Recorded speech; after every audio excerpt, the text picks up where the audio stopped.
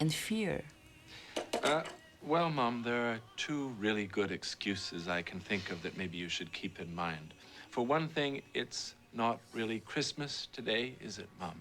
And for another thing, it's the end of the world. The world is ending tonight at midnight, and that's kept me pretty occupied lately.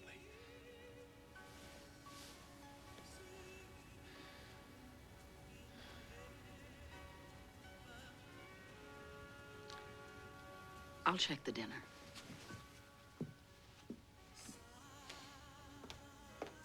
Would it hurt you to play along just once? It means a lot to her, to have her family. I'm sorry. Today of all days. All right. There is definitely a kind of male protagonist, and I do think it's a real thing in Canadian films, and it is kind of, in the negative way, it can be a kind of loser, an ineffectual, struggling character who can't sustain a relationship, and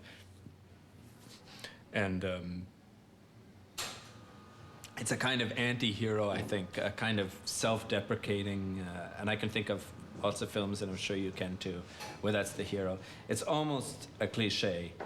But I like to think, and I also wanted to suggest in this film, that there is a positive side of that type of character. And there's a reason Canadian writers and filmmakers resist that kind of, write that kind of character, is because they're resisting a kind of American protagonist who is selfish or oblivious or cocksure and arrogant.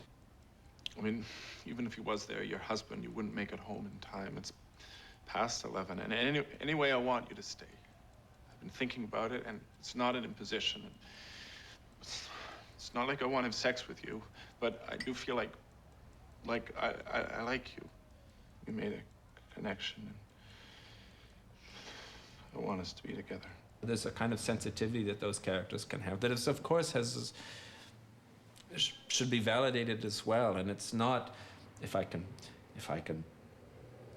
make a little speech on behalf of Canadian male, you know, it's you know, the sensitive male that is hard to talk about without being laughed at is something that we should really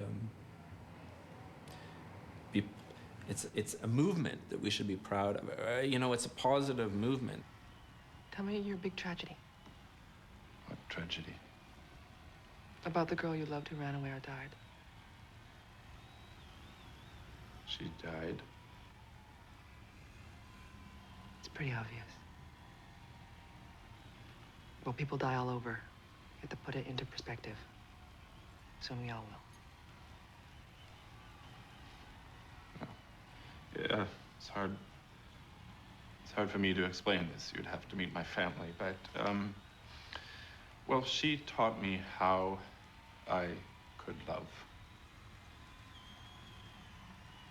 How much? Which is a lot, actually. My first big girlfriends, I would get in these fights that I couldn't believe. You know, I think most men can't believe the passion or the danger, the scariness of women when they're swinging. You know, it's an astonishing sight, and I was dumbfounded. On the other hand, it brought out this kind of passion with me, this kind of response that I couldn't deny, and it was exhilarating. I thought, wow, I didn't know I even had it in me to fight like that or to love like that. You know, had no idea.